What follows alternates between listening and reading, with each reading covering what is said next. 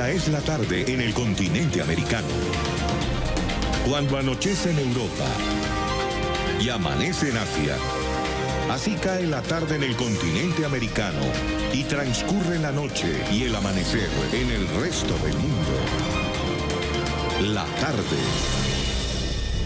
Hola, ¿qué tal? Bienvenidos a la tarde de NTN 24. Gracias, como siempre, por su preferencia, por su compañía y por comunicarse con nosotros a través de las cuentas de la tarde y mi cuenta personal, Yoli Ramírez. Comenzamos. Nosotros sí tenemos pruebas y vamos a presentarla ante el Consejo de Seguridad. Pruebas con video, fotos, con todos los testimonios de los testigos, de los involucrados, en cómo el gobierno de Colombia está preparando terroristas para hacer ataques terroristas a objetivos militares, civiles, institucionales y para tratar de asesinar al presidente Maduro. Y además, decirle al imperialismo norteamericano y a la oligarquía extremista de derecha que gobierna Colombia, dejen quieto a quien quieto está. Eso es lo que le digo yo al subpresidente Iván Duque. Duque, mírame bien. Mírame bien, Duque. No tiembles. Solamente te digo, a nombre del pueblo de Venezuela, en unión cívico-militar, deja quieto a quien quieto está. No te metas con Venezuela. Nicolás Maduro volvió a usar su tono amenazante contra el gobierno de Colombia, ya lo escuchaba usted. El líder del régimen venezolano aseguró en un acto público que tiene pruebas, según él, de supuestos planes en su contra que se adelantan en territorio colombiano. Maduro dijo que los ejercicios militares corresponden a actividades de soberanía y que estará dispuesto a responder a cualquier ataque. Maduro está declarando que hay un plan para asesinarlo y le dice al presidente de Colombia, Iván Duque, que dejen quieto a quien quieto está. Esposa Juliana y a toda la familia. Pero ayer el presidente de Colombia, Iván Duque, descartó un diálogo con el régimen de Maduro. El mandatario aseguró que no va a adelantar conversaciones con el madurismo, como lo propuso la Organización de Naciones Unidas para reducir la tensión entre Colombia y Venezuela. Duque reiteró que Colombia no ha agredido a Venezuela ni piensa iniciar un conflicto bélico. El mandatario colombiano respondió así a la iniciativa del secretario general de la ONU, Antonio Guterres, quien instó a mantener la calma en la región fronteriza tras el inicio de las maniobras militares de las Fuerzas Armadas venezolanas. El señor Nicolás Maduro es un dictador que está generando la peor crisis humanitaria y migratoria que haya visto América Latina. Cuando uno negocia, cuando uno dialoga, es para acercarse a la posición del otro y buscar puntos de encuentro. Nosotros somos un país que defiende la democracia, que defiende los valores de la Carta Democrática Interamericana. Y Nicolás Maduro es el enemigo de la democracia, es el enemigo de la Carta Democrática y además es una persona que está violando las propias normas de la Organización de Naciones Unidas cuando auspicia terroristas en su territorio. Nos acompaña a esta hora Natasha Rojas, internacionalista, decana de Gobierno y de Relaciones Internacionales de la Universidad Santo Tomás en Colombia. Gracias por estar con nosotros, bienvenida. Buenas tardes. Esta historia vale la pena tomarle la temperatura día a día. Hoy, ¿cómo se encuentra la relación, sobre todo en la frontera entre Colombia y Venezuela? Bueno, creo que con la pregunta que plantea específicamente de la frontera hay que precisar algo. Y una cosa es la relación entre Caracas y Bogotá y tal vez otra cosa es lo que está sucediendo en la práctica en la frontera. Por supuesto, lo que nosotros vemos en los medios de comunicación, lo que vemos de los pronunciamientos del presidente Duque y del régimen de Nicolás Maduro, apuntan a una situación, un escenario, pero en la zona de frontera vienen dándose otro tipo de cosas. ¿Y por qué? ¿Cuáles serían las claves que distinguen esta relación? Porque una cosa es el discurso, el intercambio de insultos que hace Nicolás Maduro contra el presidente de Colombia, trasladar a elementos militares a la zona fronteriza, pero en realidad, ¿qué es lo que hay? Bueno, lo que se sospecha, la lectura que se hace de Venezuela es que este movimiento que se hace a la frontera no es más que una cortina de humo para algo que se puede estar, digamos, tramando, tratando de hacer desde Caracas. Ya en las últimas semanas no se ha visibilizado tanto en los medios de comunicación fuera de Venezuela es la presencia de militares rusos al interior del país, lo que viene sucediendo, las masacres que se vienen dando con los indígenas en el otro extremo, en la frontera con Brasil. Entonces, digamos que la atención se va hacia la zona fronteriza, específicamente norte de Santander, con una situación que no escaló a mayores esta semana con los ejercicios militares que se dieron. Claro, ¿y qué hay de la tensión que genera per se la presencia de los grupos como el ELN, los reincidentes de las FARC, todos estos grupos criminales que operan en territorio venezolano y que han amenazado al gobierno colombiano con desestabilizar al país? Creo que parte incluso de esa información la saca el mismo régimen. Yo creo, y digamos una posición personal, yo sí creo que estos grupos están allí ubicados, sí creo que buena parte de las cabezas visibles están protegidas al interior de Venezuela, o Venezuela las ha sacado a otros países, pero tienen una conexión directa. Pero por otro lado también siento que visibilizar esas situaciones es también una forma de provocar a Colombia. Digamos, lo comentaba en otro escenario, provocar a Colombia y provocar a Estados Unidos y que ellos finalmente reaccionen interviniendo en Venezuela es una forma de poderles dar a ellos la razón de lo que vienen diciendo hace muchos años y les ayudaría a dar argumentos o a soportar o a tener excusas para la terrible situación humanitaria que se viene viviendo desde el 2015. Pero el gobierno de Juan Guaidó ha dado un paso para la activación del TIAR. ¿Cómo evalúa este paso? Yo creo que esto es histórico. El tratado realmente ha sido un tratado muerto, ha sido un tratado en papel. El único momento que medianamente se ha tratado de activar fue con las Malvinas y ya en aquel momento Estados Unidos lo frena y creo que es una señal muy importante que sea Estados Unidos el que trate de activarlo en este momento. Y también llama la atención algunos países que votaron a favor de discutir, traer nuevamente a la luz el Tratado Interamericano de Asistencia Recíproca y es ya una alerta que pueden venir nuevas actuaciones del sistema interamericano, creo que después de la posible reelección de Trump. Claro. En el video que transmitíamos al principio, Maduro dice una frase: dejen quieto a quien quieto está. ¿Qué significa y a quién se la está mandando? Bueno, creo que a todos los vecinos de lo que viene sucediendo en la OEA, pero creo que lo que menos está el régimen de Nicolás Maduro es quieto. Constantemente está lanzando provocaciones a los vecinos, constantemente representa una amenaza para la seguridad americana y creo que es la lección que deja la situación de Venezuela. Los asuntos internos ya no son solo competencia, cuando se trata de democracia, no son solo competencia de cada uno de los países, sino es una cuestión de la agenda regional. Y de este llamado al diálogo que hacen desde la ONU, el secretario general, el presidente Iván Duque, ya decía que no va a atender este llamado, pero ¿qué se debería de hacer con esta convocatoria al diálogo entre los dos dirigentes? Yo creo que el diálogo ya con Venezuela y específicamente con este régimen ya se agotó. Creo que las instancias, digamos, de acercamiento diplomático ya se usaron, incluso de la misma oposición. Tan es así que lo vemos que República Dominicana fue el escenario de diálogo entre el régimen y la oposición, y República Dominicana es uno de los que vota a favor para discutir el TIAR. Entonces creo que Colombia tiene que ser consistente en las decisiones que ha tomado y ya representando a Venezuela una amenaza directa para la seguridad y para la política nacional, siendo la sombrilla de los grupos armados colombianos, no hay espacio para el diálogo en este momento. Ahora, vamos a meter a este análisis a los Estados Unidos, porque hay nuevas declaraciones del presidente Donald Trump sobre su ex asesor de seguridad nacional, sobre John Bolton. Esta tarde, el mandatario estadounidense aclaró que su postura sobre el régimen de Venezuela es más fuerte que la del exfuncionario de la Casa Blanca. A través de su cuenta de Twitter, el mandatario respondió a un mensaje publicado por el senador republicano Marco Rubio, en el que dijo haber mantenido una conversación con Trump sobre el país sudamericano. Ayer el presidente reveló que estaba en desacuerdo con muchos de los consejos aportados por Bolton. De hecho, mis puntos de vista sobre Venezuela y especialmente sobre Cuba fueron mucho más fuertes que los de John Bolton. Me estaba reteniendo. Se estaba conteniendo. ¿Qué puede significar cuando ya estamos dando este paso para la activación del TIAR con el gobierno del presidente interino Juan Guaidó? ¿Estados Unidos va a ir sobre la intervención militar en Venezuela?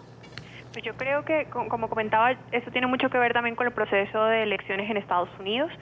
Entrar en Venezuela en este momento puede tener unos costos políticos que Trump no desea, pero puede que en el segundo mandato ya él esté dispuesto a hacerlo. Y creo que él no se quiere ir de la historia política de Estados Unidos sin dar un paso, digamos, que marque de esta forma la historia, y tal vez esto lo está haciendo para justificar las futuras decisiones.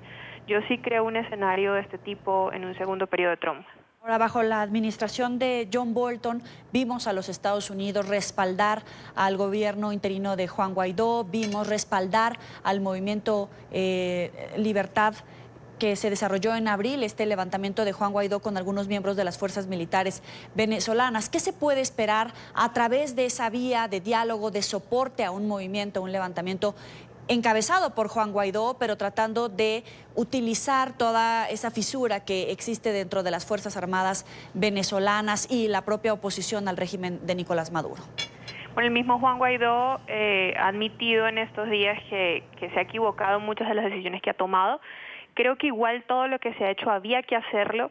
Creo que a pesar de que nunca personalmente he creído en el diálogo, era una vía que había que tomar, había que darle tiempo a la comunidad internacional de entender lo que estaba pasando en Venezuela y apoyar al gobierno de Juan Guaidó. Creo que lo que vendrían ya serían acciones mucho más claras, mucho más contundentes de lo que se va a hacer, y además el tiempo de Juan Guaidó se empieza a acabar, ¿no? Al interior de Venezuela ya los ánimos no son los mismos, la situación humanitaria cada día es peor, entonces creo que ya tienen que producirse acciones mucho más rápidas y mucho más claras. ¿Cómo cuál? Porque si ya se le está acabando el tiempo con estos cambios en el gobierno de los Estados Unidos, ¿cuánto le queda? Y movimientos estratégicos, ¿contados hacia dónde? Bueno, creo que ya en este punto las vías que empiezan a quedar son solamente vías militares. El gran problema es que esperar que los militares en Venezuela sean los que tomen las acciones para regresar a la democracia, eso no va a ocurrir. Y también en este momento son el menor de los problemas porque allá hay una fuerte injerencia de los cubanos y de los rusos. Creo que aquí tiene que venir algo combinado de negociación con los chinos, con los rusos y acciones mucho más fuertes militares ya dirigidas hacia Cuba y hacia Venezuela. Te agradezco el tiempo para la tarde de NTN 24. Es Natasha Rojas, internacionalista, decana de Gobierno y Relaciones Internacionales de la Universidad Santo Tomás en Colombia. Gracias por estar con nosotros. A ustedes. Hasta luego.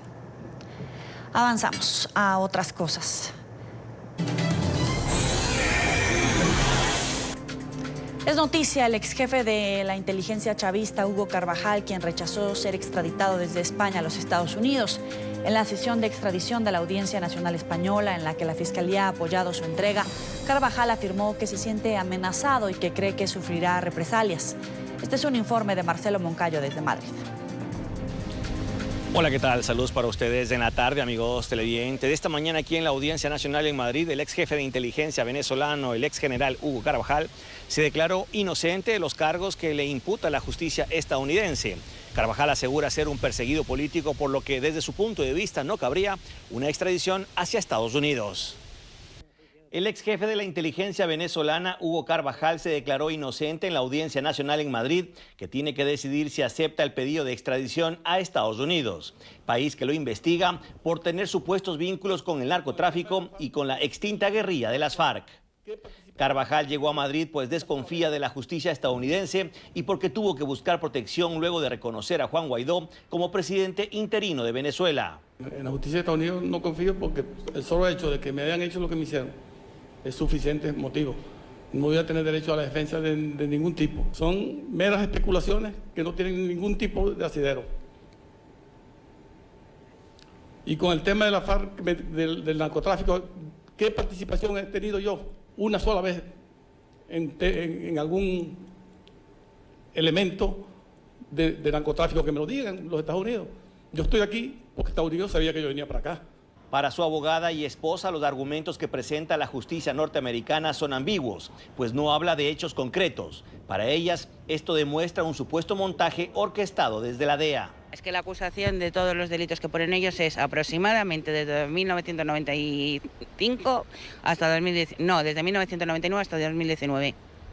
En 20 años, sin poner lugar, fecha ni hora. Yo lo que quiero es que se demuestre la inocencia de mi marido porque es que es inocente. O sea, y la única forma, o sea, esto que estamos pasando es un proceso bastante duro y fuerte para la familia, pero estamos dispuestos a pasarlo si esto va a hacer que realmente se descubra toda la verdad del entramado que tiene Estados Unidos con Hugo Carvajal. ¿Qué entramado sería? Que todas las acusaciones son falsas, que fue un montaje de la DEA simplemente para llevárselo, para la información que él tiene, para derrocar al gobierno de Nicolás Maduro. No hay pruebas y no hay documentos que digan que mi marido ha cometido algún delito. O sea, no dicen lugar, fecha, dónde, todos son supuestos en un periodo súper largo. Y de verdad estamos confiados y bueno, mi marido lo ha manifestado muchas veces en sus declaraciones, él confía en la justicia española, porque mi marido se traslada de Venezuela para acá es buscando justicia. De su parte, el Ministerio Fiscal consideró que está justificada la extradición y descartó cualquier persecución política, pues en este caso, el país que solicita a Carvajal es Estados Unidos y no Venezuela. Televidentes de la tarde, y en caso de que esta audiencia autorice la extradición de Hugo Carvajal hacia los Estados Unidos en los próximos días, los abogados defensores todavía tienen varias instancias para recurrir. Eso significa que este proceso podría demorar varios meses más. Este es el informe para la tarde. Marcelo Moncayo, NTN 24, Madrid. Es noticia una nueva jornada de protestas en Argentina. Cientos de manifestantes salieron a las calles en diferentes puntos del país para rechazar las políticas económicas del gobierno de Mauricio Macri. Exigen al Ejecutivo declarar la emergencia alimentaria en el país, una iniciativa que a esta hora es debatida en el Congreso. Partidos de oposición culpan de la crisis económica que atraviesa el país a las políticas tomadas desde la Casa Rosada. Es noticia el caso de los 43 estudiantes de Ayotzinapa en México que cumplirán 5 años desaparecidos. Las familias informaron sobre los acuerdos que alcanzaron con el gobierno de Andrés Manuel López Obrador para esclarecer los hechos del 2014.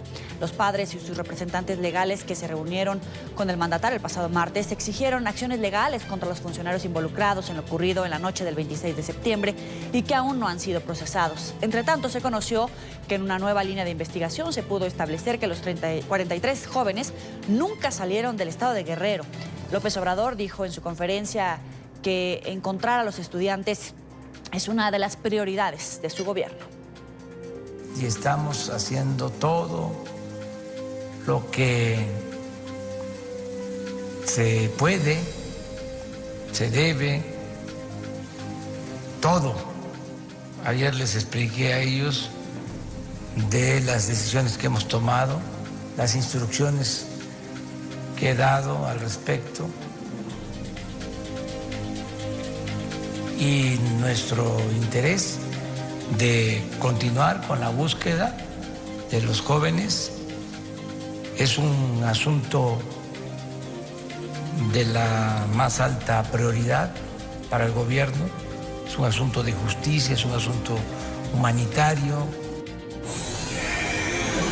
Es noticia la estimación del gobierno de Bahamas que ubicó en 1.300 el número de personas desaparecidas tras el paso del huracán Dorian. Sin embargo, las autoridades señalaron que están en el proceso de verificación para determinar si algunas de estas personas se encuentran en los refugios. Hasta el momento, la cifra de víctimas mortales se mantiene en 50. Los residentes de Abaco y Gran Bahama, las islas más afectadas por el poderoso ciclón, han expresado su preocupación debido a la falta de asistencia humanitaria y los constantes saqueos que han sido denunciados en la última semana. Muchos están desesperados, preguntándose si sus seres queridos siguen vivos. Se espera que el número de muertes aumente significativamente. Proporcionaremos información precisa y oportuna sobre la pérdida de vidas a medida que esté disponible. Ante todo, daremos prioridad a la notificación a las familias y les daremos la ayuda que necesitan para hacer su duelo. Estamos intensificando los esfuerzos para recuperar los cuerpos de quienes murieron en la tormenta. Es noticia el régimen cubano que tomará medidas extraordinarias ante la escasez de combustible. Miguel Díaz-Canel anunció que se implementarán las políticas para ahorrar las reservas de gasolina, entre ellas limitaciones al transporte de pasajeros, además de un cambio en la jornada laboral y un ahorro de consumo eléctrico para evitar apagones. El régimen culpa de la crisis a las recientes sanciones de Estados Unidos. La Unión Americana ha ejercido mayor presión sobre el régimen por su apoyo a Nicolás Maduro. Se empeñan particularmente, y es lo que está muy relacionado con lo que vamos a tratar hoy, en tratar de impedir la llegada de combustible a Cuba, para evitar el arribo a puertos cubanos de los tanqueros. Para eso amenazan brutalmente a las navieras, a los gobiernos donde están registrados los barcos que tienen negocios con Cuba, y ese escenario nos obliga a aplicar oportunamente medidas coyunturales y sigo enfatizando, es una situación coyuntural. Primera pausa en la tarde. Recuerde seguirnos en nuestras cuentas de Twitter. Las tienen en su pantalla, @NTN24, @NTN24B, mi cuenta personal, @Yoeli Ramírez. Al regreso, victoria en tribunales para el presidente Donald Trump. Un juez respaldó las restricciones del mandatario para el otorgamiento de asilos. Ya volvemos. Gracias por seguir con nosotros en la tarde de NTN24. Avanzamos con más temas. La Corte Suprema de Estados Unidos dio luz verde a la administración de Donald Trump para negar solicitudes de asilo de migrantes que llegan por la frontera sur a través de México u otro país sin haber pedido antes protección o refugio en estos territorios. La medida afecta principalmente a los centroamericanos que buscan llegar a la Unión Americana huyendo de la violencia o la falta de oportunidades laborales. Emiliana Molina, periodista en NTN24 en Washington, con la información. Adelante. Hola, ¿qué tal? Muy buenas tardes. Así es, pues esta medida de la administración de Donald Trump prácticamente prohíbe que todos los centroamericanos que crucen por suelo mexicano no puedan pedir asilo en la Unión Americana. Y a pesar de la respuesta de México, organizaciones pro-inmigrantes y defensoras de los derechos de los inmigrantes aseguran que el gobierno de Andrés Manuel López Obrador ya se está convirtiendo en el muro del mandatario estadounidense Donald Trump. La Corte Suprema le dio luz verde a la administración del presidente Trump de frenar la petición de asilo de miles de inmigrantes centroamericanos. La decisión le niega el asilo a cualquier extranjero que haya pasado por otro país antes de llegar a Estados Unidos. Esto no aplicaría para los mexicanos. Salvo que se maree el mexicano y en vez de cruzar hacia la frontera norte, cruza hacia la frontera sur antes de venir a Estados Unidos. ¿Y eso pasa? Eso pasa de vez en cuando, la gente se marea. Tampoco aplicaría para las víctimas de trata de personas o aquellas que se les negó el asilo en otros países. La política de Trump busca reducir la entrada irregular de migrantes centroamericanos al país. Quieren tener fronteras abiertas y las fronteras abiertas significan crimen y las fronteras abiertas significan que la gente se ahoga en los ríos y es algo muy peligroso. Con 7 opiniones a favor y 2 en contra, el presidente cantó victoria, mientras la magistrada de la Corte Suprema, Sonia Sotomayor, dijo que una vez más el Ejecutivo emite una orden que pretende anular prácticas de muchos años que protegen a los que buscan refugio de la persecución. Es una movida de parte del régimen de Trump para trancar el asilo para todos los centroamericanos que tienen que atravesar otros países antes de llegar a Estados Unidos. Y por necesidad, si vienen a pie, tienen que atravesar México, los salvadoreños tienen que atravesar Guatemala, y que Trump pretende que pidan asilo en México o en Guatemala antes de calificar para poder pedir asilo aquí. Esta polémica normativa ha sido debatida en múltiples cortes, pero ahora su legalidad continuará hasta que sea debatido en un juicio.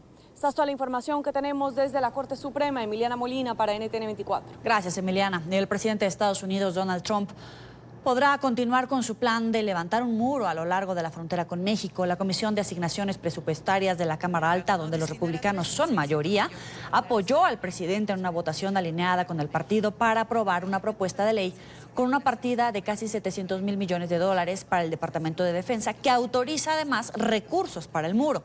El pasado 4 de septiembre, el Pentágono también había liberado $3.600 millones para el muro fronterizo. La migración irregular. Y en esta parte del programa nos acompaña José Fernández Santillán, profesor del Tecnológico de Monterrey. Gracias por estar con nosotros. Bienvenido. Encantado de compartir este espacio contigo, Yoeli. El Senado de Estados Unidos acaba de aprobar una nueva partida para la construcción del muro justo hoy, después de que el presidente de México y del de Estados Unidos acabaran de dar pormenores de la llamada telefónica que sostuvieron. ¿Cómo interpretar estas dos señales, tanto de diplomacia por teléfono, pero que se avanza con el plan para construir un muro fronterizo? Bueno, es la de la diplomacia de la zanahoria y el garrote. Por un lado, se dice que llegaron a acuerdos, que hay una buena relación, que hay un buen vínculo entre el presidente Trump y el presidente López Obrador, pero de otra parte, el garrote es que se construye y se dan más fondos para el muro. Lo que sí es que nuestro auditorio debe saber que de las 3.000 kilómetros de frontera que tenemos, apenas el muro está cubriendo el 3%. Entonces esto es más propagandístico que efectivo. y es que Donald Trump necesita este tipo de propaganda para su reelección. Esa es la verdad. ¿Y qué significa en todo caso la llamada entre Trump y López Obrador? Es una buena señal porque recordemos que en el sexenio pasado ni siquiera mantenían llamadas telefónicas entre los dos presidentes.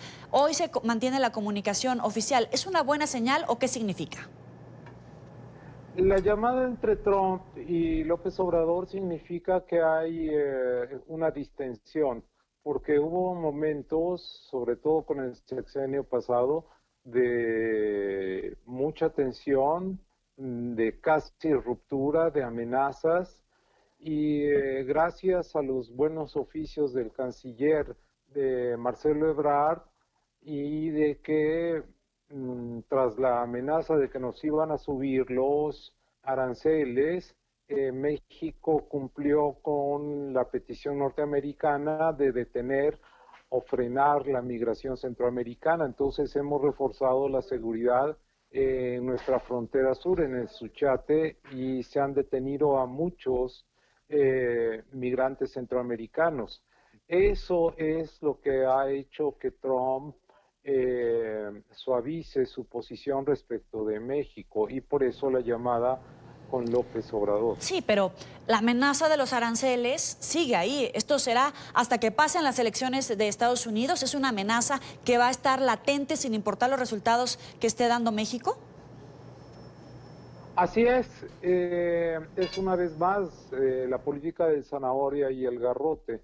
Por un lado están la comunicación telefónica, las buenas expresiones de Trump para con México, diciendo que estamos haciendo un buen trabajo, pero por la otra pesa la cuestión de los aranceles, y lo va a seguir haciendo hasta las elecciones del año próximo para la reelección.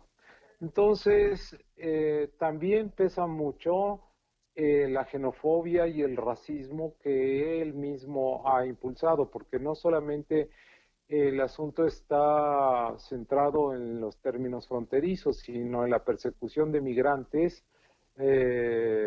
latinos sobre todo, y mexicanos específicamente en los Estados Unidos con las redadas. Entonces se ha creado mucha incertidumbre y mucho miedo entre la comunidad mexicana, que es numerosísima, y esto le puede acarrear problemas también para el voto latino, como ya se vio en las elecciones pasadas, y se ha recrudecido la animadversión de los latinos en contra de los republicanos específicamente. Pero hay muchas críticas desde el interior, sobre todo hacia el interior, sobre todo de la prensa extranjera, porque al final pues se está construyendo el muro fronterizo, no físico como tal, pero México está poniendo un presupuesto para los elementos de la Guardia Nacional, a los elementos del Instituto Nacional de Migración. México está pagando el muro, aunque sea virtual, que se supone que dijo que no iba a pagar, pero que hoy lo está haciendo. ¿Qué decir al respecto? Bueno, que en realidad el muro que se está construyendo en el norte, con muchas dificultades políticas dentro de Estados Unidos, se trasladó al sur. Y ahora el muro que Trump quería, efectivamente lo está pagando México, pero en el sur, porque nosotros instrumentamos o dimos cuerpo a la Guardia Nacional. Es un nuevo cuerpo de seguridad en nuestro país y tiene cerca de 56,000 elementos, y estaban orientados a combatir el narcotráfico y el crimen organizado, y de esos ahora la mitad están desplazados en la frontera sur. Eso quiere decir que estamos distrayendo fuerzas que deberían estar garantizando la seguridad interna para satisfacer las exigencias de Donald Trump. Entonces, eso ha sido muy criticado por parte de la prensa nacional y extranjera. Y efectivamente, la criminalidad, la inseguridad se han disparado durante los meses que lleva al frente del gobierno mexicano Andrés Manuel López Obrador. Me gustaría resumir esta entrevista, este análisis, evaluando. Finalmente lo que hace el canciller es el mejor resultado posible en una situación casi imposible, o cómo evaluar la gestión del canciller, porque López Obrador está desdibujado en la relación con el presidente Donald Trump hasta ayer con su llamada. Yo diría que Ebrard está tratando de acomodarse y de abrir o de aprovechar las pequeñas rendijas que ha dejado la actitud impositiva, intransigente, xenofóbica y racista de Donald Trump.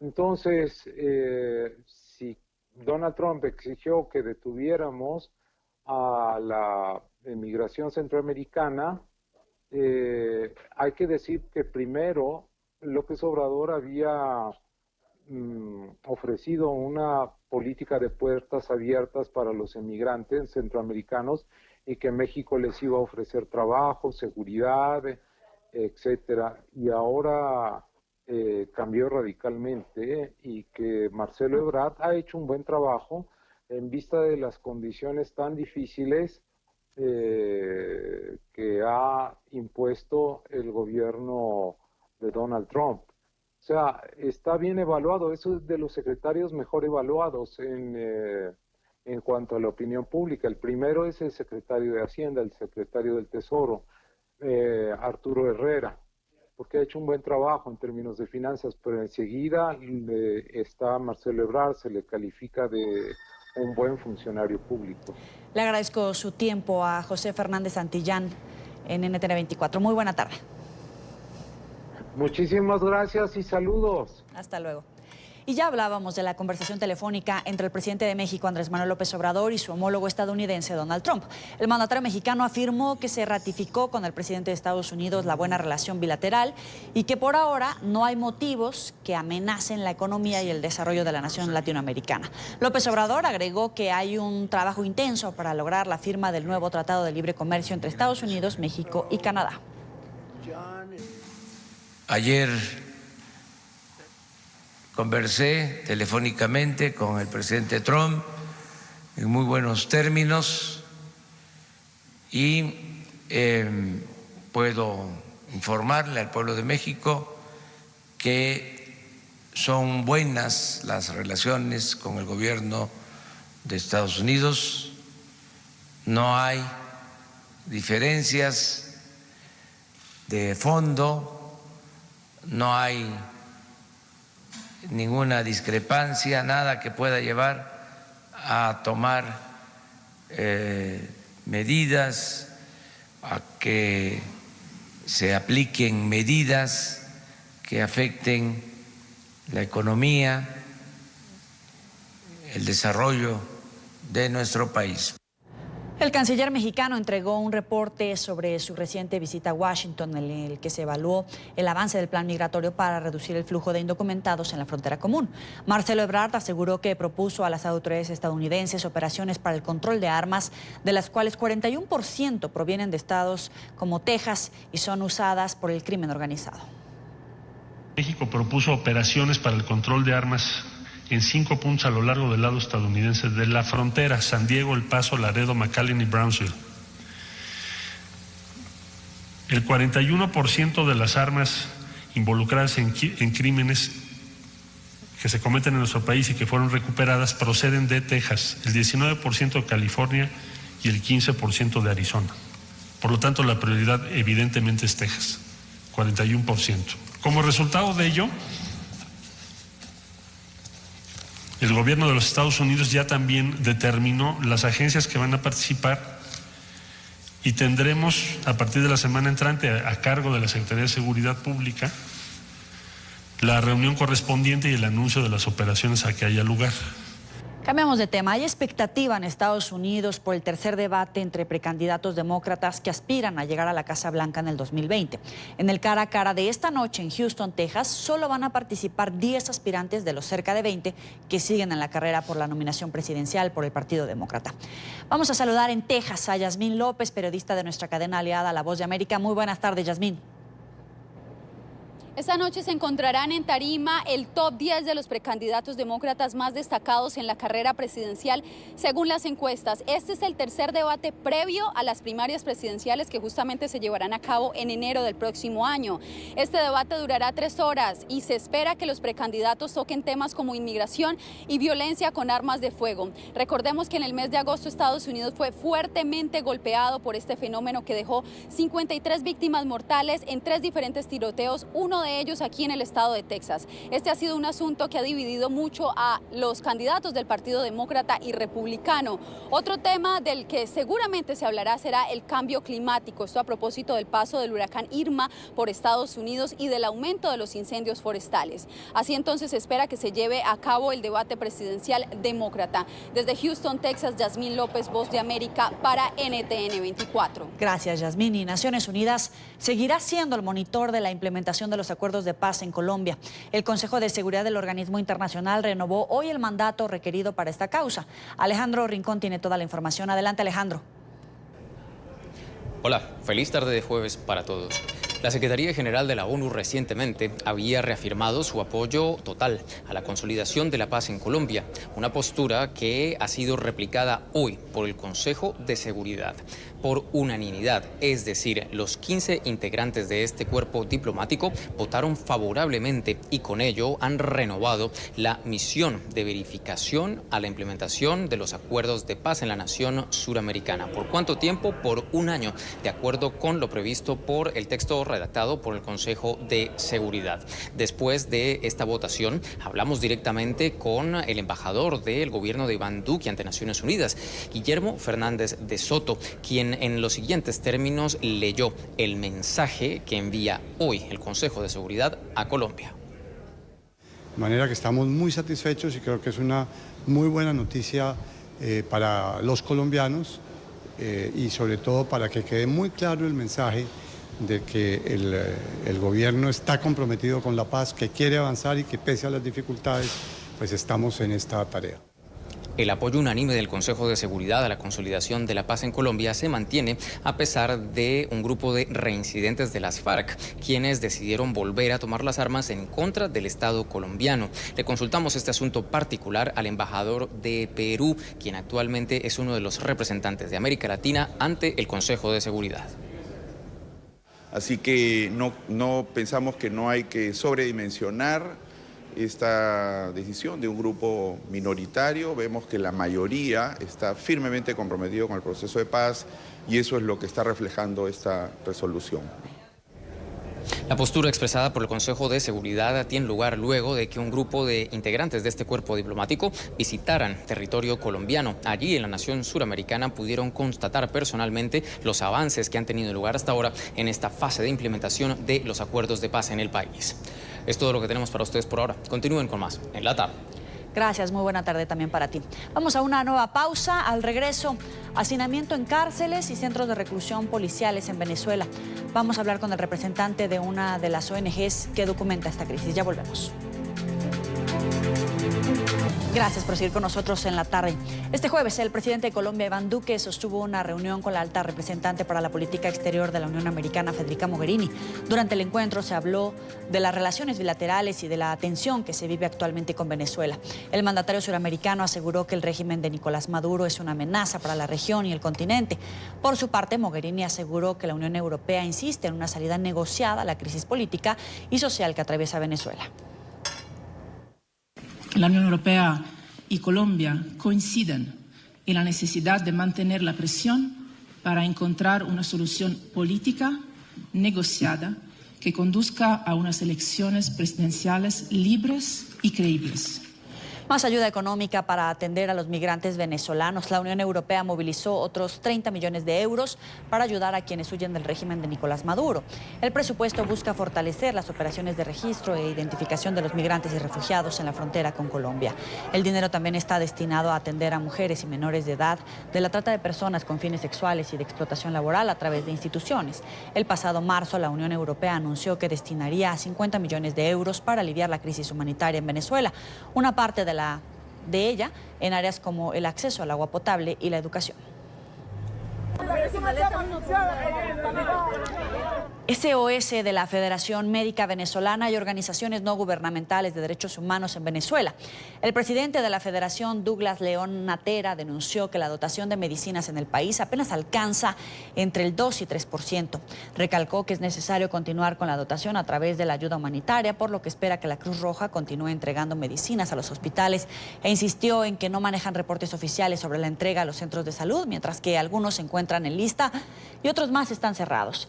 Esta alerta coincide con la publicación de la encuesta de la Organización Médicos por la Salud, en el que se anuncia la evolución de la falla de servicios públicos entre noviembre de 2018 y julio de este año, pues todavía los hospitales sufren fallas importantes en el suministro de agua y energía eléctrica. Según este mismo estudio, 32 personas murieron a causa de estos eventos. En esta parte del programa nos acompaña Julio Castro Méndez, médico internista, infectólogo, profesor del Instituto de Medicina Tropical de la Universidad Central de Venezuela. Gracias por estar con nosotros. Buenas tardes, Yoli. ¿Cómo estás? ¿Cómo te va? Doctor, me gustaría abundar sobre este nuevo estudio que revela datos sobre el abastecimiento de agua, luz y todos los hospitales del país que van en detrimento. Cada vez están peor. ¿Usted qué nos podría agregar al programa como un testimonio de lo que vive día a día? Fíjate, en realidad el estudio no es tan nuevo, es un sistema de monitoreo que hacemos en Venezuela de la situación hospitalaria desde hace 6 años, pero desde hace ya 8 meses, de noviembre, lo hacemos semanalmente. Ese estudio o ese sistema de monitoreo mide una serie de parámetros hospitalarios para verificar cuál es la situación hospitalaria. Por ejemplo, en esta nueva entrega verificamos cómo está el desabastecimiento de medicamentos en emergencia y salas operatorias, que ha tenido una tendencia de estabilidad. 50% de desabastecimiento de medicamentos básicos es lo que se mantiene a través de estos 8 meses, pero también hicimos énfasis en los servicios públicos, cosas que no se miden habitualmente en los hospitales, por ejemplo, y la situación de déficit de agua y de energía eléctrica ha sido bien importante a través de estos 8 meses. En ese tiempo, en Venezuela han habido 3 apagones nacionales, o sea, situación de blackouts eléctricos durante varios días en todo el territorio nacional, pero a pesar de eso, a pesar de que ha habido los apagones, la situación se mantiene con cortes eléctricos en los principales hospitales del país desde entonces hasta ahora de forma mantenida. O sea, la situación de los servicios de electricidad y agua no está para nada normalizada. 70% de los hospitales reciben agua de forma intermitente, o sea, 7 de cada 10 no tienen agua constante, tienen agua en promedio 2 o 3 veces a la semana, y eso hace la situación de los hospitales muy difícil, aparte del tema del abastecimiento. Es decir, que aunque existe la infraestructura hospitalaria, los hospitales, de nada sirve si no tienen los servicios como agua y luz, por la cantidad de servicios que se dejan de ofrecer precisamente por esta razón. Exactamente. Si bien los hospitales están allí, decíamos, la infraestructura externa, cuando vas a revisar internamente el número de camas, los servicios que prestan, radiología, laboratorio, están muy deteriorados en términos generales a nivel de todo el país, pero si a eso se suma, a la falta de insumos producto de la crisis económica y la crisis política, se suma la alteración en los servicios que también afecta a la población general, bueno, la suma de los eventos es realmente caótica y los hospitales se ven en serios problemas para brindar los servicios que deberían brindar. Ahora, el deterioro de los hospitales, por ejemplo, es mucho peor en los estados de Zulia y Trujillo. Es decir, mientras más lejos de la capital están en peor situación. ¿Es así? Es exactamente así. Y lo que es particularmente notorio es que, por ejemplo, en el caso de electricidad es explicable porque la generación del servicio eléctrico en Venezuela se produce fundamentalmente desde la zona sur de Venezuela, en el estado Bolívar. Y la distancia más larga es hacia esos estados donde hay mayor déficit. Pero cuando tú revisas agua y desabastecimiento de medicamentos de emergencia, es exactamente el mismo patrón. O sea que pareciera que no solamente el tema de la distancia y la transmisión eléctrica es un problema para los estados fronterizos que son Zulia, Táchira y el estado Amazonas, sino que también la lejanía en relación a la capital o a la zona central de Venezuela es un parámetro de pronóstico malo para los servicios en general hospitalarios en el país. Ahora, el hecho de que no se realicen citas, operaciones, tratamientos en las fechas acordadas, además de generar saturación, ¿cómo les afecta? ¿Cómo se vive esta situación día a día? Bueno, es una situación bastante complicada. Para darte una idea, ya pasamos de la fase donde lo que llamaban las listas de espera. O sea, el paciente que tiene que, una mujer que tiene que operarse un cáncer de mama, por ejemplo. Y como no hay los insumos para operarla, la ponen en una lista para cuando haya insumos se opere. Antes pasábamos de listas muy grandes, ahora simplemente la gente no se opera y cuando vienes a ver, esa paciente cambió de estadio de su cáncer, producto de que no hay la capacidad para operarla.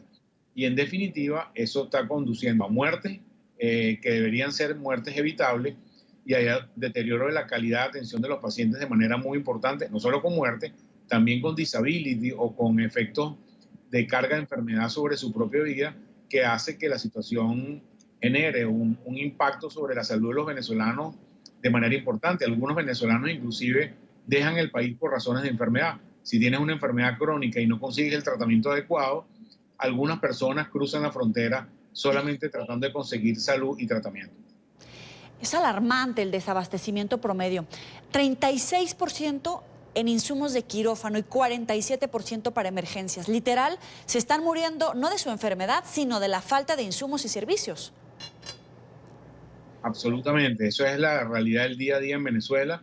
Y si a eso le sumas el hecho de los servicios, yo sí pongo el ejemplo de un paciente que tenga una enfermedad hospitalizado, suponte que tenga un postoperatorio de una cirugía de cadera, un paciente mayor de edad que se cayó y lo operaron. Y el paciente hace una complicación respiratoria, cosa que es frecuente en ese postoperatorio y requiera conectarse a un respirador o a un ventilador mecánico en terapia intensiva. Si en ese momento no hay luz, no pueden conectar a ese paciente a un respirador y probablemente fallezca. Y en definitiva, estás produciendo una muerte que pudiera ser evitable con una acción en salud relativamente simple o conocida, como es conectarlo a un respirador en una terapia intensiva por el hecho de no ver luz y el elevador del hospital no funciona, esa persona puede fallecer producto de una situación como esta. Ahora, escuchando las protestas, a la gente, sus clamores, recuerdo que hay gente que, por ejemplo, pide proteínas, pide suero, dicen que tienen derecho a la salud en un cartel, pero entonces la atención médica ya es casi que un privilegio. Absolutamente. En la mayoría de los hospitales del país, por ejemplo, si te van a hospitalizar por una neumonía, los médicos te dan una lista de cosas que debes traer al hospital, desde agua. Hoy me comentaban a alguien en un hospital que le piden, en un hospital del interior, 25 litros de agua por cada paciente y una lista de medicamentos, insumos, descartables que debe llevar al hospital para poder atenderlo. De lo contrario, el paciente no puede ingresar, o sea que la cama solamente no es garantía de que va a recibir el tratamiento y eso se repite a lo largo y ancho de todo el territorio nacional. ¿Y cómo viven los médicos esta situación? Porque hemos visto testimonios de médicos quebrándose, anímicamente hablando, llorando, justamente porque se les están muriendo los pacientes por esta situación que escapa totalmente de sus manos. Sí, es una frustración terrible. Como médico estás entrenado para salvar vidas o por lo menos para prolongarle la vida a los pacientes y quizás lo más frustrante es sabiendo lo que tienes que hacer o el medicamento que debes usar y no conseguirlo, ni tener la posibilidad de buscarlo, genera una frustración muy importante. Si a eso le sumas que un médico en Venezuela, un hospital público, que está haciendo posgrado, un médico que tiene un par de años graduado, gana $3 al mes, bueno, está generando la tormenta perfecta para que los médicos dejen el país y vayan a buscar otros horizontes, porque con $3 al mes no puedes ni siquiera comprar comida, mucho menos libros para estudiar, mucho menos transporte, mucho menos vestido. Entonces la situación, el déficit de recursos humanos también está probablemente afectando toda la crisis hospitalaria. ¿Y usted observa que se acerca peligrosamente un punto de quiebre, de no retorno en cuanto al tema del sistema hospitalario? Es difícil saberlo porque nosotros que venimos monitoreando desde hace 6 años la situación, vemos que venimos en un deterioro progresivo. Y es difícil prever el final. Los países no se acaban, ¿no? Sí se deterioran cada vez más y siempre piensas que no podemos estar peor y sí estás peor cada vez. Entonces es difícil que uno detecte un momento en el cual, bueno, es como un momentum específico donde ese punto de no retorno, pensamos que puedes llegar a una situación como la de África, donde la gente simplemente no tiene forma de atenderse y termina muriéndose de su casa sin ningún tipo de atención médica. Pero llama la atención que el deterioro ha sido progresivo y nada de lo que ha intentado el Estado, que es la razón que nos trajo aquí, ha logrado detener ese deterioro que se refleja en las grandes cifras de salud pública como mortalidad materna, mortalidad infantil, mortalidad por cáncer, etcétera, etcétera. Le agradezco el tiempo al doctor Julio Castro para la tarde de NTN 24. Gracias a ti, un placer. Saludos a los oyentes. Vamos a una pausa. Los invito a que se suscriban a nuestro canal en YouTube NTN24. Van a poder encontrar todo el contenido multimedia, nuestras entrevistas, reportajes y la señal en vivo. Recuerden conectarse www.youtube.com/NTN24. Ya volvemos. Gracias por seguir con nosotros. Vea esto, una fuga de película en Paraguay. Un policía muerto y 3 personas heridas dejó un ataque armado para liberar a un delincuente que estaba bajo custodia. La banda criminal facilitó el escape del narcotraficante Teófilo Zamudio, alias Zamura, quien era trasladado a una cárcel de las afueras de Asunción después de comparecer ante un juez. Alias Zamura, que ahora está prófugo, ha sido identificado como jefe de un grupo de proveedores de cocaína a Brasil. El hecho ha desatado una crisis política en el país que ya le costó el puesto al ministro de Justicia. Un grupo del Comando Vermelho, la organización narcotraficante más grande de Brasil, sorprendió en una emboscada a un grupo de patrulleros en la capital del país. Los agentes transportaban a Jorge Zamudio, alias Zamura, el líder de una estructura criminal de tráfico aéreo de drogas que operaba entre los departamentos fronterizos de Amambay, Canindeyú y Concepción. El delincuente fue liberado en el asalto al furgón penitenciario. Era llevado de vuelta a la prisión donde permanecía recluido minutos después de haber declarado ante la justicia por lavado de dinero. Unos 10 hombres que se desplazaban en 4 camionetas abrieron fuego contra los oficiales, quienes no lograron impedir que los custodios del vehículo que trasladaba al interno pudieran reaccionar a tiempo para repeler el ataque. Un policía murió en el suceso. Entre los heridos hay 2 uniformados y un civil. En su fuga, los atacantes quemaron 3 autos sobre la avenida Costanera Norte en la capital paraguaya. Zamura, indicado como jefe de proveedores de cocaína a Brasil, tras adquirirla en Bolivia y Perú, había sido capturado en octubre de 2018. El asalto provocó la renuncia del ministro de Justicia Julio Ríos, tras repetidos incidentes en varios centros penitenciarios del país durante los últimos meses. Ante los graves hechos registrados el día de hoy en la Costanera, tomé la decisión de aceptar la renuncia del ministro de Justicia Julio Ríos y se dispuso el relevo del comandante de la policía Walter Vázquez. La Fiscalía anunció que estudiará si hubo complicidad de las instituciones penitenciarias. En esta parte del programa nos acompaña José María Amarilla, especialista en inteligencia estratégica y consultor. Gracias por estar con nosotros. Sí, buenas tardes. Un saludo a la audiencia. Gracias por el contacto también. El rescate de este criminal, un rescate casi de película, ¿de verdad se pudo haber logrado sin que policías, autoridades, toda la gente que acompañaba a estos vehículos para trasladarlos, sin custodios que hubieran participado, se hubiera podido realizar? No, es muy poco probable que hubiera ocurrido un evento semejante sin información proporcionada desde dentro de las instituciones. Este es un caso de filtración de información, a mi criterio, y el evento fue programado a lo largo de 5 semanas aproximadamente. Es decir, hubo por lo menos una etapa de seguimiento, una etapa de planificación, una etapa de despliegue previa a la ejecución previas a la ejecución del evento en sí, que no fueron detectadas por las fuerzas de seguridad. Pero se desató una crisis política. El ministro de Justicia presentó su renuncia, el comandante de la policía también fue retirado de su cargo y esto va para más, supongo, que van a rodar varias cabezas más. Me da la impresión de que los cambios temporariamente están hasta, digamos, se remitieron a estos 2 cambios que no son menores. El comandante de la policía es una figura muy importante en la vida civil, política del Paraguay. Y el ministro de Justicia, bueno, fue retirado del cargo porque si bien no hay indicios que conduzcan directamente a que haya habido corrupción de su administración en este caso, Sí hubo errores de procedimiento muy significativos de parte del director del penal de Emboscada, que está a unos 50 kilómetros al norte de Asunción, en el diseño del programa de traslado y los sistemas de custodia para criminales de alta peligrosidad, que sí están contemplados en protocolos que son de responsabilidad del Ministerio de Justicia. Entonces, el relevo del ministro de Justicia en este caso obedece a la evidencia de estos errores ocurridos en este caso, además de la sumatoria de otros sucesos ocurridos en penales del Paraguay en las últimas semanas. Ahora, me gustaría hablar de la peligrosidad de alias Zamora, porque solamente 10 delincuentes participaron en el ataque. Lo digo porque ¿cómo es posible que si en verdad era un personaje tan importante dentro del crimen organizado, del narcotráfico, no se haya prestado atención a la seguridad, a la custodia de un reo de esta peligrosidad? Bueno, ocurre que no todos los reos de alta peligrosidad son famosos.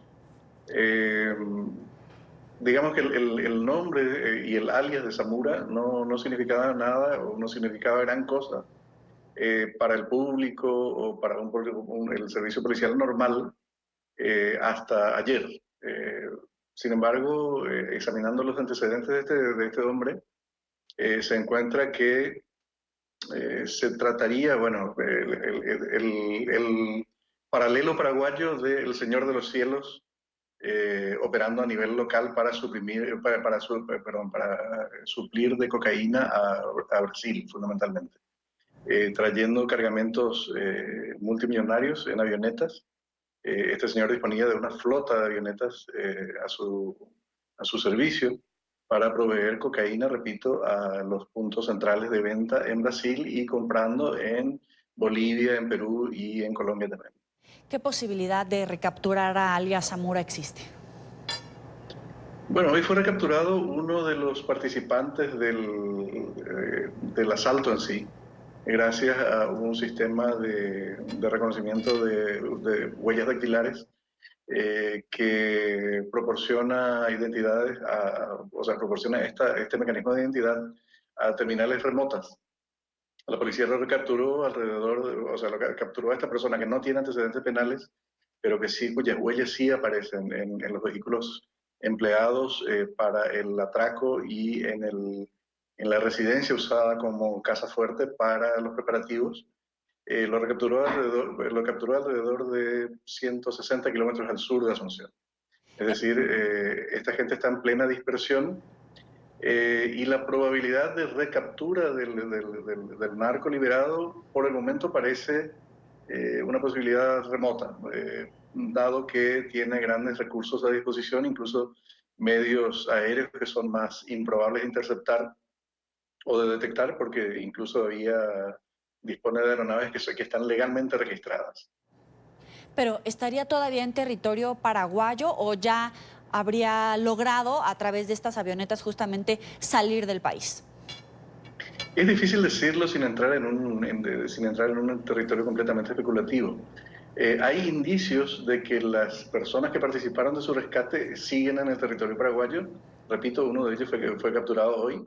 Pero también hay algunos indicios que muestran que este hombre estuvo, frecuentando lugares o parte de su comitiva se estuvo moviendo alrededor de cursos de agua, de lugares de salida del país que podrían eventualmente servir como ruta de escape. En cualquiera de los casos, este hombre tiene su territorio de operaciones en lo que se podría denominar un triángulo entre Bolivia, Paraguay y Brasil. Es decir, el negocio, si no lo deja, cosa que es muy poco probable, va a estar siempre posibilitando su eventual recaptura en algún momento en los próximos meses. En las 48 horas siguientes a un escape de estas características, si no ha ocurrido la recaptura de los perseguidos, es muy probable que ese proceso de fuga se prolongue en el tiempo.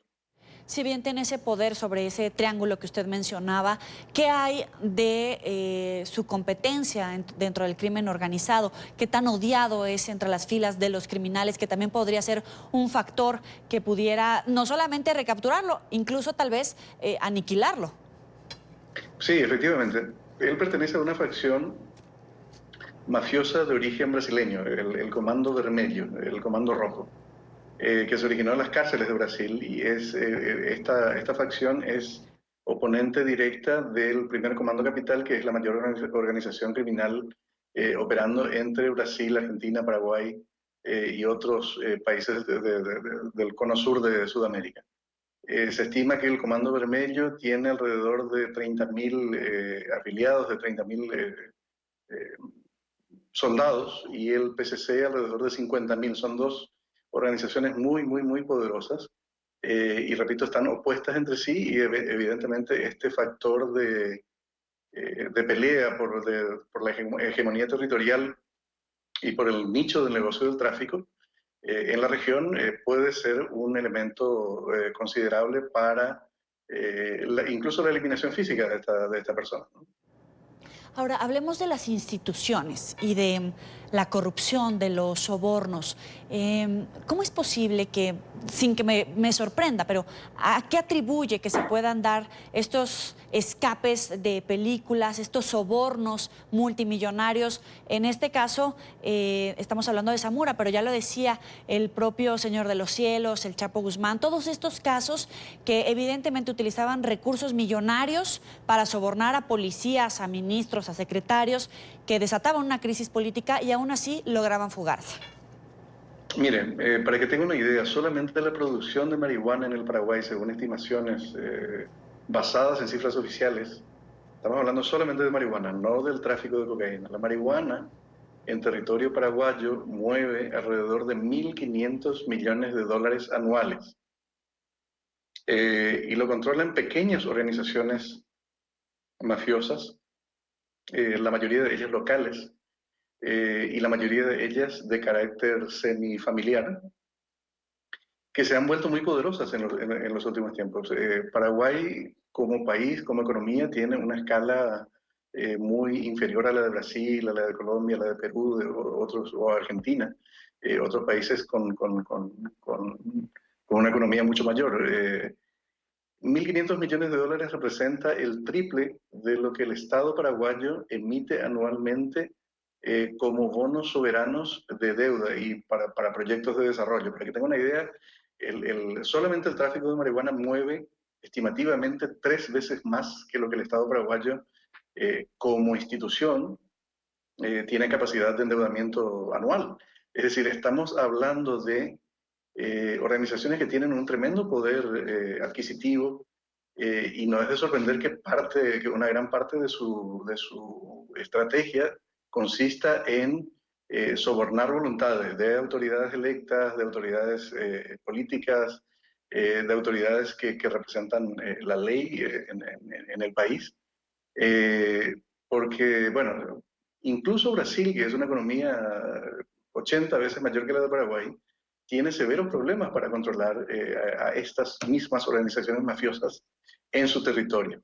En enero de este año, el Primer Comando Capital durante 2 semanas enteras, tomó uno de los destinos turísticos más apreciados de Brasil, que es la ciudad de Recife, al nordeste de Brasil, y tuvo en vilo a una megápolis, teniendo Brasil todos los recursos que tiene, alrededor de 2 millones de ejecutores de la ley trabajando en su territorio.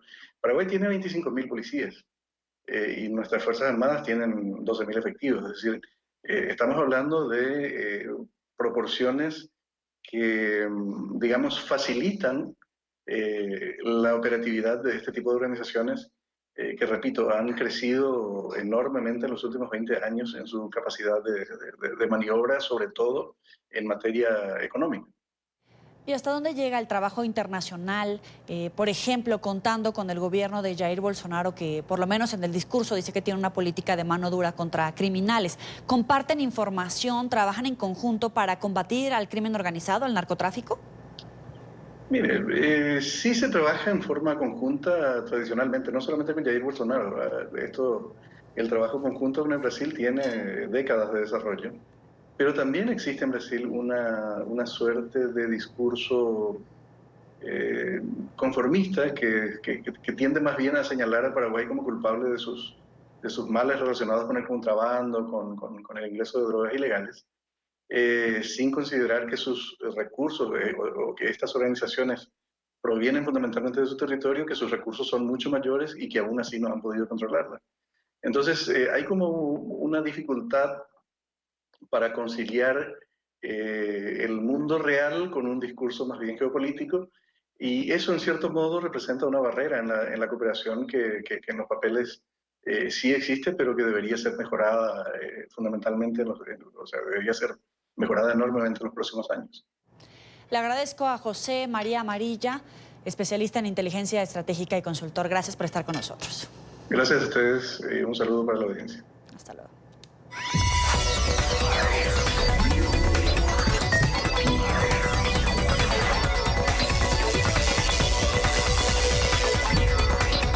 Vamos a cambiar radicalmente de tema. Hoy es jueves de Ciencia, Salud y Tecnología en la tarde de NTN 24. Gracias a los Giro Gloves, unos guantes especiales que incluyen tecnología de punta, se abre una esperanza para las personas que padecen la enfermedad de Parkinson o sufren del trastorno llamado temblor esencial. Vamos a ver de qué se trata. Gracias a unos guantes especiales que integran giroscopios giratorios, Sue Whitehouse, diagnosticada hace 5 años con un desorden llamado temblor esencial, ahora recupera el control de sus manos. El trastorno de movimiento que padece Sue causa temblores rítmicos incontrolables y dificulta las tareas básicas y cotidianas como comer, beber, maquillarse o simplemente pintarse las uñas. Asimismo, es importante resaltar que los Giro Gloves, como fueron bautizados los guantes, también ayudan a las personas con enfermedad de Parkinson. Está agradeciendo que incluso en la escuela médica no estamos pensados sobre esta condición llamada temor esencial, y sin embargo hay millones, literalmente 200 millones de personas que vienen en todo el mundo con esta condición cualquier día de sus vidas. Y es algo fatigoso, hay un estigma con esto. Según Sue Whitehouse, el dispositivo le permite ser más independiente. Para mí es algo muy grave no poder ponerme maquillaje, tampoco poder ponerme un collar o cambiar mis aretes. Si quiero cambiarme mis aretes, no lo puedo hacer al menos que haya alguien detrás de mí para ayudarme. Hay muchas cosas que no puedo hacer, pero estos guantes me van a ayudar a hacer más, a mantener mi independencia en vez de perderla cada día. Los Giro Gloves identifican los temblores involuntarios e inmediatamente emiten una vibración similar para contrarrestar el movimiento.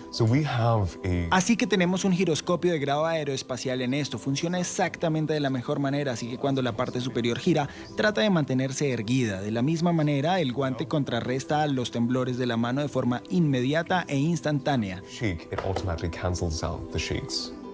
El Dr. Fei On, fundador y CEO de Giro Gear, destaca la simplicidad a la hora de utilizar el dispositivo. La belleza de esto, y deliberadamente lo hemos mantenido lo más simple posible, así que cuando te lo pones, lo enciendes y eso es todo, solo se trata de eso. El Dr. Fei On suspendió su carrera médica para desarrollar el producto que espera que reciba aprobación médica en los Estados Unidos y la Unión Europea el próximo año. La misión ha finalizado para Fedor, el primer robot humanoide ruso enviado al espacio. Ya no será utilizado en futuras misiones y lo reemplazará un modelo más apropiado, según anunciaron sus creadores. No habrá más misiones para Fedor. El primer robot humanoide que Rusia envió al espacio será reemplazado.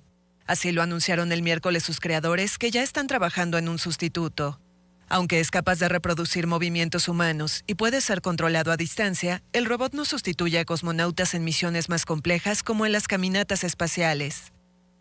Fedor regresó a la Tierra a comienzos de septiembre tras pasar más de una semana a bordo de la Estación Espacial Internacional. Originalmente había sido creado para el Ministerio de Situaciones de Emergencia en la atención a incendios o rescates. La cumbre mundial sobre vacunas, liderada por la Organización Mundial de la Salud y la Unión Europea, inició el jueves con críticas a los antivacunas en un contexto del recrudecimiento de enfermedades como el sarampión. En el primer semestre de 2019 se registraron casi 3 veces más casos de sarampión que los reportados en 2018. Las personas que rechazan las vacunas juegan con fuego.